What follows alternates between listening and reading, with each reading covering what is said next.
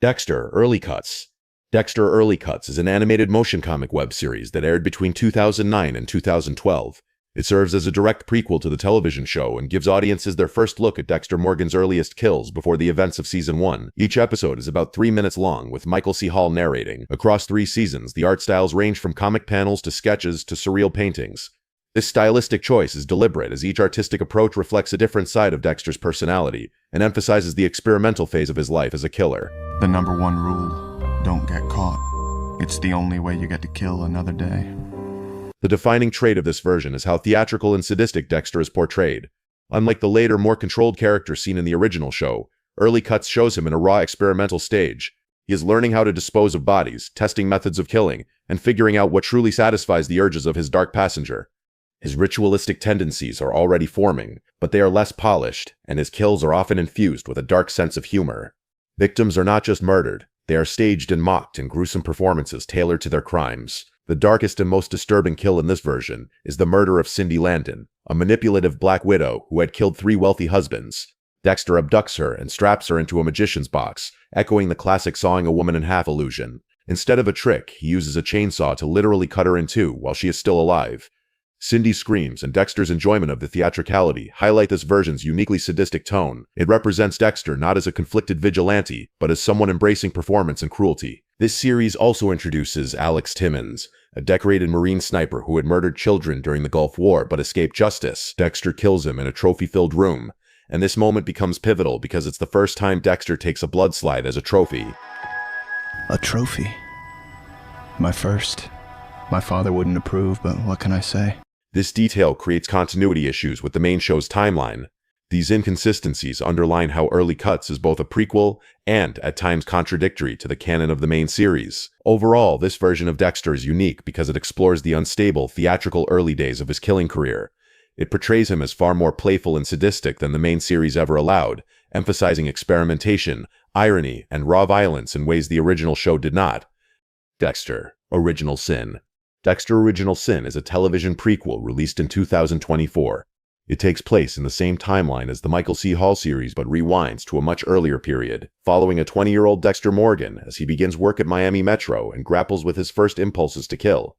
Unlike Early Cuts, which portrays Dexter as theatrical and cruel, this version focuses on his social awkwardness and his struggle to blend in with normal society. Patrick Gibson plays young Dexter, with Michael C. Hall voicing the monologue, keeping continuity with the main show. The defining characteristic of this version is inexperience. Dexter is clumsy, unrefined, and visibly uncomfortable in his new double life. His attempts at small talk and social bonding are unconvincing, and he spends much of his energy learning to appear human rather than learning to kill. Yeah, Bobby. You look like you're one bite away from a myocardial infarction. This makes Original Sin the complete opposite of Early Cuts, which emphasized experimentation with murder. Here, the central theme is Dexter's difficulty in constructing the mask that will later allow him to live undetected. The darkest and most disturbing moment in this prequel is his very first kill. His victim is Nurse Mary, an angel of death figure who euthanized patients under the guise of care. The act is brutal not for its method but for what it represents, the irreversible crossing of a line. The kill is messy, awkward, and far from his later efficiency. This is the moment when the dark passenger gains permanence, and Dexter transforms from a troubled young man into a serial killer. The primary antagonist of this series is Captain Aaron Spencer, a senior homicide officer at Miami Metro, who secretly abducts and kills children as revenge against his unfaithful wife.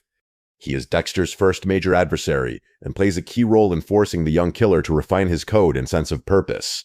Continuity issues appear, such as conflicting trophy origins and inconsistent hair length in flashbacks in the original series. These inconsistencies highlight the challenge of fitting multiple prequels into the same canon. This version shows Dexter at his most inexperienced, learning the facade that later defined him in the original series. In that moment, I realized a single incident could turn a good person into a monster. Original Sin was originally renewed for Season 2, but then was canceled on August 22, 2025, partly due to the success of Dexter Resurrection. Dexter, the original TV series. The original Showtime series, which aired from 2006 to 2013, is the definitive version of Dexter Morgan. Across 8 seasons and 96 episodes, it established a blueprint for the character, and redefined him in a way that diverged significantly from the novels on which he was based. This Dexter, played by Michael C. Hall, is the central pillar of the television canon, connecting directly with Early Cuts, Original Sin, and New Blood. What distinguishes this version is the depth of his evolution. At the start of the series, Dexter is cold, efficient, and convinced that he feels no emotions. His public persona, smiles, casual conversation, camaraderie at Miami Metro, is entirely manufactured, a mask designed to conceal the emptiness underneath. I have my excuses and justifications, but really I just need to. Here he is in his prime, precise, ritualistic, and flawless at hiding his double life. As the series progresses, Dexter changes. He begins to experience genuine emotions, love for Rita, anger at betrayal, anxiety over exposure, and grief at loss. These feelings complicate his life, forcing him into mistakes and miscalculations. The cleaner, controlled killer of Season 1 gradually becomes more human, but in doing so, he becomes less effective. His system begins to break down, and his kills often spiral into chaos. No other version of Dexter demonstrates this level of transformation. The most disturbing kill in the original series is the murder of his brother, Brian Moser, also known as the Ice Truck Killer. Brian is the only other person who fully understands Dexter's urges, and their bond is genuine. But when forced to choose between his code and his brother, Dexter kills him. This tragic choice marks the first time Dexter is torn over a kill, and begins his evolution into a more conflicted, emotional character. Not voodoo. When I picked up the knife, it's like I didn't know who I was. The most memorable antagonist is Arthur Mitchell, known as the Trinity Killer, introduced in Season 4. On the surface, Arthur is a family man in public, but secretly commits ritual murders tied to childhood trauma. Dexter delays killing him, hoping to learn how to balance a normal family life with his homicidal urges. This hesitation proves fatal when Arthur murders Rita, changing Dexter's life forever. This version of Dexter is unique because it shows the complete arc of a character who begins as a detached predator and ends as someone broken by emotion, loss, and error. It is the version most audiences think of when they hear his name, and remains the standard against which all other adaptations are measured. Because maybe there is a place for me in this world. Just as I am. Dexter: New Blood. Dexter: New Blood is a direct sequel to the original television series, set nearly 10 years after Dexter fakes his death in Miami. It premiered in 2021 on Showtime, and ran for one season with 10 episodes. This version presents Dexter living under the alias Jim Lindsay in the small town of Iron Lake, New York. Outwardly, he has abandoned killing and built a quiet life with a stable job, a relationship, and the respect of his local community. You're a lifesaver, Jimmy. Inwardly, however, he is still haunted by the dark passenger. The defining feature of this Dexter is guilt, unlike earlier portrayals where remorse was fleeting. He is no longer the efficient killer of the original series, but a man weighed down by years of secrecy, regret, and inner conflict. This guilt is dramatized by the hallucinated presence of his dead sister, Deborah, who acts as a manifestation of his conscience, criticizing and condemning his every move. You did the right thing. He'll be safer with Hannah.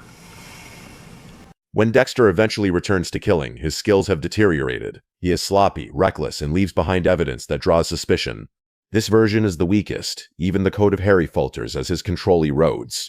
The darkest and most disturbing kill in New Blood occurs when Dexter murders Officer Logan. After being arrested, Dexter kills Logan not because he fits the code, but simply to escape custody. Killing Logan, an innocent cop, shows how far Dexter has fallen from his vigilante code. The main antagonist of this series is Kurt Caldwell, a respected town figure who secretly preys on young women. He lures them into captivity, terrorizes them, then releases them, only to shoot them as they attempt to escape. His hidden trophy room, where he preserves his victims, is one of the most unsettling elements in the franchise. Caldwell's dual nature as both a pillar of the community and a sadistic killer mirrors Dexter's own double life, creating a sharp thematic parallel. A major inconsistency arises. Earlier seasons used M99, but New Blood retroactively replaces it with ketamine. This shift directly contradicts the long-established continuity of the main series. This version of Dexter is defined not by mastery, but by decline. Haunted, guilt-ridden, and careless, he represents the deterioration of the once methodical killer into someone overtaken by his own humanity and failures. I'm sorry for everything I've done to you. Dexter Resurrection is currently airing. The series premiered in July 2025 with a 2-episode launch followed by weekly episodes. As of this video, Episode 8, The Kill Room Where It Happens, has just aired, leaving 2 episodes left to conclude the season. While the full series has yet to air, this version is significant because Dexter Morgan himself returns as the central figure, despite his apparent death at the end of New Blood. I got some good news. Lay it on me. You're officially alive. What sets this series apart is its mid-season momentum.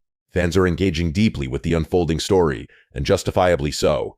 Dexter, freshly awakened from a coma, journeys to New York to track down his missing son Harrison. Along the way, old allies like Angel Batista resurface, while new figures such as billionaire Leon Prater, played by Peter Dinklage, and vigilante Mia, Kristen Ritter, pull Dexter into a chilling underworld of serial killers.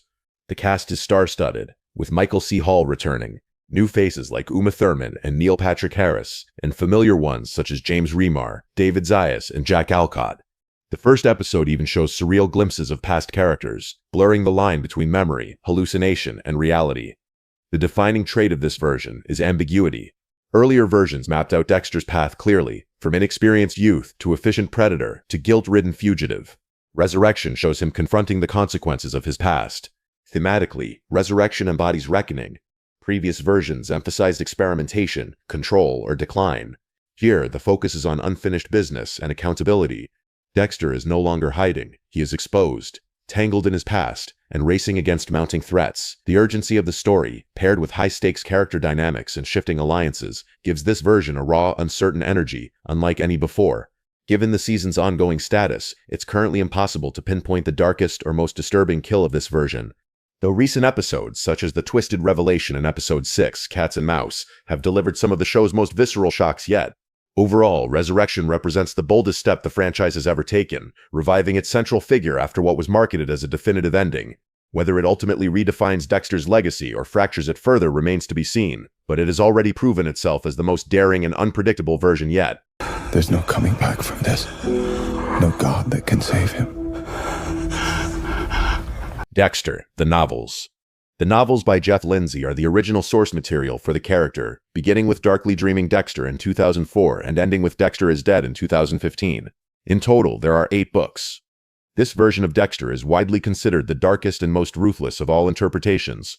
Unlike the television adaptation, which gradually humanizes him, the novels immerse readers inside his mind through a first-person narrative, revealing a voice that is cold, arrogant, and detached. What sets this Dexter apart is his lack of moral conflict.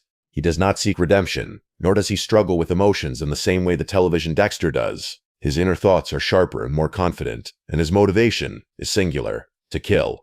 Wait, does that make me human? Huh. Jeff Lindsay explained that book Dexter doesn't care about justice, only satisfying his urge, making him far less sympathetic than the TV version. The novels also diverge with the inclusion of supernatural elements. In Dexter in the Dark Passenger is revealed not as a psychological metaphor, but as an ancient supernatural entity that has possessed killers for centuries. Though later dropped, it's the only version to treat Dexter's urges as literally supernatural. Family dynamics are also altered. Deborah learns his secret in Book 1. Brian remains alive and collaborates with Dexter on multiple occasions. Rita is still present, but instead of Harrison, she and Dexter have a daughter, Lily Ann. Later books also introduce Nicholas, Deborah's son, further changing the family structure from the television universe. The darkest kill in the novels is Dexter and Brian's torture and murder of a cartel member named Evan. The act is described with minimal detail, but leaves readers to imagine extreme mutilation. The absence of restraint and allowing imagination to fill the gaps makes it particularly disturbing. The most memorable antagonist is Dr. Danko, introduced in Dearly Devoted Dexter, a former military surgeon. He captures and mutilates victims by removing their tongues, limbs, and eyelids while keeping them alive. He forces them to watch their disfigurement through a mirror, creating one of the most gruesome villains in the Dexter franchise. Taken together, the novels depict Dexter as a colder, more sadistic figure than any screen version, free from the emotional complexity that softened his television counterpart. I can't do it anymore. What we've been doing. You don't have to. But you do.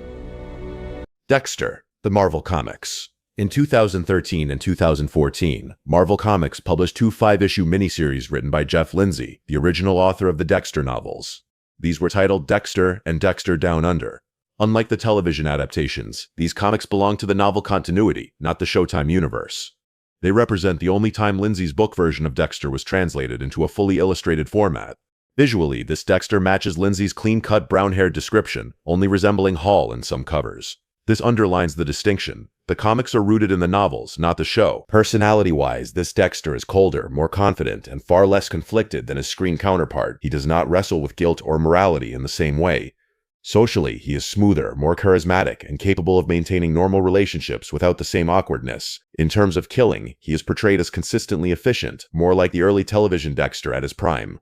The comics also introduce differences in family life. Like the novels, Dexter and Rita have a daughter, Lily Ann, but later raised Deborah's son, Nicholas. In the comics, as in the books, she learns about his killings by the end of the very first story, much earlier than in the show. Why? We're doing better. I'm being all open and... Additionally, Brian Moser, Dexter's brother, remains alive, unlike in the television adaptation where Dexter kills him. The darkest kill in the comics occurs in Dexter Down Under. Captured by Octavio, Dexter breaks free and kills him with a pitchfork, one of the most visceral comic moments. The primary antagonist in Dexter Down Under is Bruce Grigsby, a wealthy Australian businessman who leads a white supremacist group and hunts immigrant families for sport. His character is notable for how large-scale and politically charged his crimes are, giving the comics a broader scope than most Dexter stories. Another villain, Steve Gonzalez, ties the comics back to the books, as he also appears in Dexter in the Dark, as Dexter's childhood bully. This connection reinforces the comic's place in the novel canon. Ultimately, the Marvel comics present a colder, sharper Dexter, truer to Lindsay's original vision, diverging strongly from the conflicted, emotional version that audiences came to know through television. It's okay, son. To show what you're feeling. Dexter, the video games. In 2009, Showtime partnered with Icarus Studios to release Dexter the game for iOS, later ported to PC and other platforms. This interactive adaptation retells the events of Season 1, placing players directly in Dexter Morgan's shoes. Michael C. Hall reprised his role by providing voiceover narration, making it one of the rare adaptations where the original actor crosses into another medium. The defining characteristic of this version is player agency. Instead of watching Dexter carry out his rituals, players actively guide him, investigating suspects, gathering evidence, preparing kill rooms, and carrying out executions. Gameplay mixes stealth, puzzle solving, and moral decision-making. Breaking the code, such as killing the wrong person or being careless, results in failure, reinforcing Harry's rules through mechanics rather than dialogue. The darkest aspect of this version is its interactivity. Players don't just observe Dexter's murders, they perform them. You're gonna pay for this! Careful, if you struggle too much, I might put out an eye. From building kill rooms to wielding the knife, players become complicit in the violence, which is unsettling in ways television or novels can't replicate. This blurring of audience and character remains unique to the game adaptation. In 2011, a sequel titled Dexter the Game 2 was released on PC, Mac, and iOS. Unlike the first entry, which focused strictly on Season 1, the sequel adapts events from Seasons 4 and 5, allowing players to encounter the Trinity Killer storyline. While the gameplay remained similar, stealth, investigation, and ritual kills, the graphics and mechanics were upgraded, creating a more polished, cinematic experience. Continuity issues arise because players can alter the outcomes of key moments, sometimes diverging from what occurs in the show. For example, players may eliminate targets earlier or in different ways than the canonical story, creating alternate timelines where Dexter's path unfolds differently. Taken together, Dexter the Game and Dexter the Game 2 stand out as the only interactive versions of Dexter. Unlike the novels, comics, or television shows which ask the audience to watch or imagine, these games make the player embody Dexter, turning them from passive viewer into active participant in the Dark Passenger's rituals. From the novels to TV to comics, we've explored every form Dexter has taken. But the story doesn't end there.